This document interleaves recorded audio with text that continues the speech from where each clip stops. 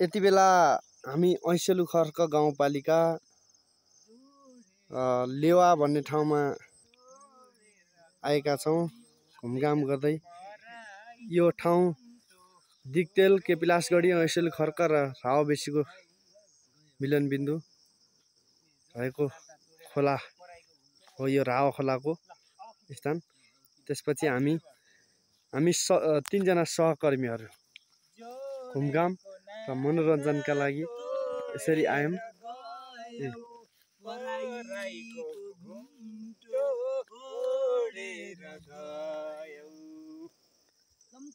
प्राकृतिक दृश्यले भरिपूर्ण यो ठाउँको दृश्य देख्दा हामीलाई एकदमै मनमोहक र आकर्षक लागिरहेको छ।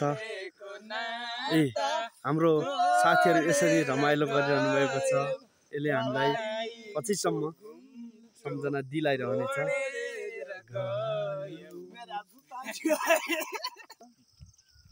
हाम्रो वासस्थान सिमलेको दृश्य हो यो। त्यसपछि हामी अध्यापन गराउने विद्यालय गङ्गोदय माध्यमिक विद्यालय यसरी रहेको छ। हामी यति टाढा आएका छौं। त्यसैगरी हाम्रो सहकर्मी स्टाफ प्रेम सरको गाउँ यो हो। यसरी हामी लेवा माक्पा जस्ता ठाउँहरू मनोरम दृश्य देखिनुले पनि एकदमै मनोरञ्जन रोचक तुल्याएको छ। साथीहरू यसरी रमाइलो गरिरहनु भएको छ। यसरी हामीहरू रमाइलो गर्दै विभिन्न ठाउँहरूको अवलोकन भ्रमण गर्दै हाम्रो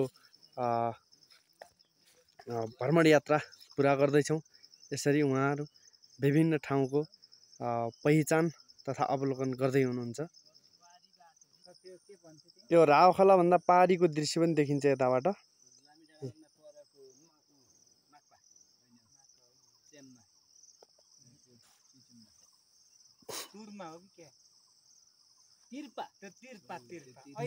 गुड यसरी हाम्रो सम्झिने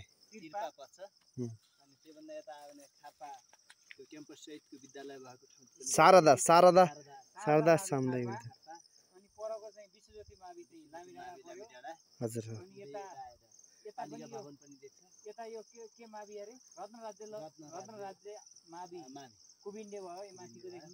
यो त हरमटार पनि देखिँदो रहेछ नि त ल है।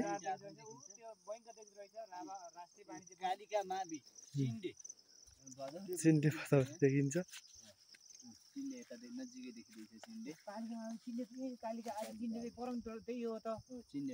चिन्डे यहीँ देखिरहेको छ। चिन्डे भिरको घाँस काट्न सक्छौ र लाको माया लाचैन बाँच्यौ रे अरूलाई आफ्नै मनलाई ढाड्न सक्छौ र।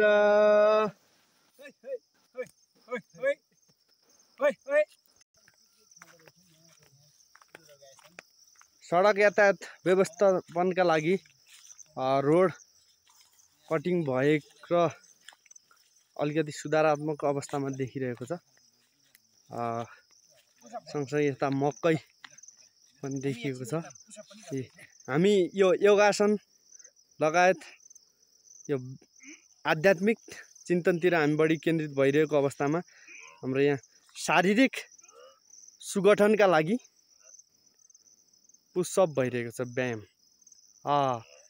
जोर लगाओ हैसा भन्छ नि त्यस्तै गरेर सो यसरी सो पनि हुन्छ रमाइलो।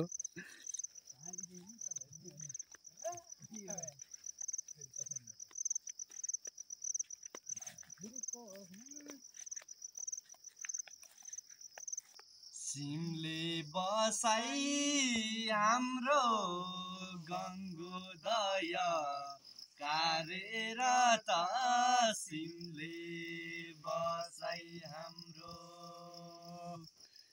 खोटाङ जिल्ला राम्रो डाँडा काँडा हरियाली खोटाङ जिल्ला राम्रो खोटाङ जिल्ला राम्रो डाँडा काँडा हरियाली खोटाङ जिल्ला राम्रो। नमस्कार, म गोविनाथ सञ्जाल। हामी कार्यरत रहेको विद्यालय ऊ पछाडि हाम्रो पृष्ठभूमिमा देखिने गङ्गोदय माध्यमिक विद्यालय अनि हामी बस्ने अनि यतापट्टिको सिमले गाउँ। हामी अहिले यो ऐसेल खर्क गाउँपालिकाको लेवा भन्ने ठाउँमा आएर मनोरञ्जन गरिरहेका छौँ। यो बिदाको समयलाई सदुपयोग गरेर मनलाई खुसी बनाउने काम गरिरहेका छौँ। सँगसँगै छोटो मिठो गीत सङ्गीतसँग पनि हाम्रो तादात्म्यता रहिरहन्छ। नमस्कार। हाम्रो घर चाहिँ पश्चिम हो। बसाइ यो गङ्गोदयको टिचर हो हामी चिनिँदैन। अनि त्यहाँबाट यसो यहाँसम्म आज बिदाको दिन बाजे हजुरको नाम भन्नुहोस् त। मेरो हजुर बहादुर निरौला। अनि हजुरले यता खुकुरी भिर्नु भएको छ है? यसलाई खुकुरीको नाम छ कि छैन, के छ? के छ खुकुरी भन सक्यो होइन, के भोजपुरी खुकुरी अरू के भन्छ नि त्यस्तो खालको के खुकुरी?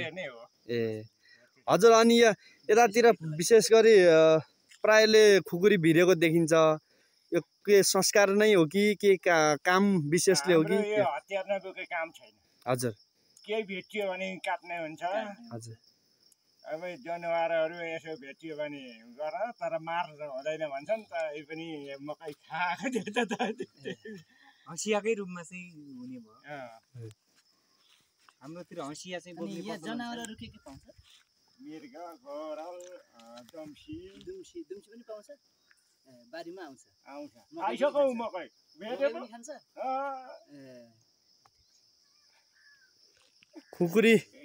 खुकुरीको पहिचान चाहिँ बहुतै राम्रो लाग्यो। अनि हामीहरूलाई चाहिँ हाम्रोतिर यसरी खुकुरी भिर्यो भने अलि राम्रो चाहिँ मान्दैन, अनि हँसिया हुन्छ। हुन्छ बाजे, हुन्छ। हुन्छ बाजे, हुन्छ। बेर्ना धानको ब्याट अनि मकै गाउँ बस्ती कति राम्रो माक्पाको गाउँ। बेर्ना ब्याट भन्छ यसलाई, धानको बेर्ना कति राम्रो छ। आहा, एकदमै सुन्दर मनमोहक देखिने यो ब्याट। अबको केही समयमा रोपाइ हुन्छ होला नि, होइन सरहरू? रोपाइ हुँदैछ भन्ने सुनिन्छ। हजुर, तर रोपाइ चाहिँ बुको पानीमा रोपाइ हुँदो रहेछ। हजुर, खोलामा पानी छैन, नहर चाहिँ ल्याएको छ। सर, यसरी घुम्दै गर्दा हजुरलाई लागेको एउटा रमाइलो अनुभव मलाई एकदमै रमाइलो लागेको फुपाजुले मैले सँगै गीत गाउन पाइयो। ए हजुर, खोटाङ जिल्ला दिक्तेल बजार। हजुर, अब नाच्न पनि अझ बाँकी छ। यसरी पनि नाच्नुहुन्छ सरले? आहा, कति राम्रो देखिन्छ हो भने। मनमोहक तथा आकर्षक दृश्यका लागि लेवा माक्पा एकदमै रमाइलो रमणीय दृश्य देखिएको छ। मकै सँगसँगै धानको बेर्ना ब्याट सँगसँगै राखिएको छ। जस्तै मकैभित्र लगाइने सिमीहरू फर्सीहरूलाई घुसुवा बाली भने जस्तै घुसुवा बालीकै रूपमा धानको बेर्ना सँगै राखिएको छ। हेर्नुहोस्, यसरी पनि खेती गर्न मिल्दो रहेछ नि। मानिसमा, कृषकमा दृढ इच्छा शक्ति र सङ्कल्प भयो भनेपछि। मकैको कोसा पनि कति राम्रो लागेको छ। घोगा राम्रो लागेको छ। यसलाई पोलेर खायो भने स्वाद पनि बेग्लै खालको आउने देखिन्छ। श्री भानु आधारभूत विद्यालय ऐसेल खर्क गापा 7 लेवा माक्पा आएका छौँ हामी। कार्यालय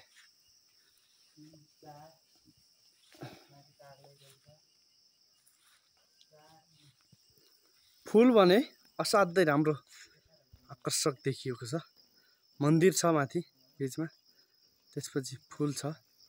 रमाइलो दृश्य।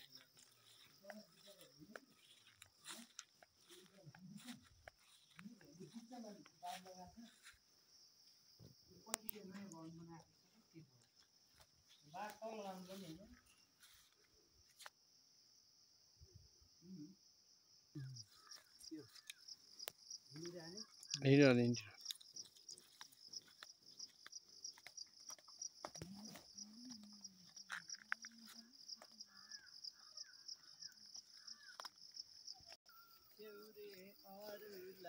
भिरको घाँस काट्न सक्छौ र लाको माया छैन भन्छौ र रुलाई आफ्नै मनलाई ढाट्न सक्छौ र। हो यसको माथिबाट वर्षा समयमा बगेर आउने पानी नै एकै ठाउँमा जम्मा गरेर यो पानी कुलो लिएर त्यो पहिला अघि देखाएको त्यो जो बेर्ना थियो सिँचाइ गर्ने सिँचाइ गर्ने रोप्ने रहेछ। यो चाहिँ जो प्रविधि राम्रै लाग्यो, स्थानीय प्रविधि। क्षेत्रको खेती भनौँ या यहाँको विशेषता नै भनौँ, यहाँ बाँसहरू चाहिँ एकदमै घना रूपमा रोपिएका छन्। बाँसहरू यी बाँसहरूमा कहिलेकाहीँ सर्र सुर्खेल्ने काम पनि हुन्छ होला नि। यी हाम्रो सहर त एकदमै यसमा खप्पिस पनि हुनुहुन्छ। यी चढ्दै गरेको देख्नु पनि सक्नुहुन्छ।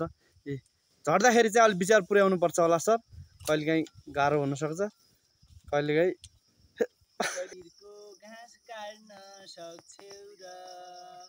लाको माया छैन भन्छौ र अरूलाई आफ्नै मनलाई ढाट्न सक्छौ र। रोपाइ चलिरहेको छ, रोपाइ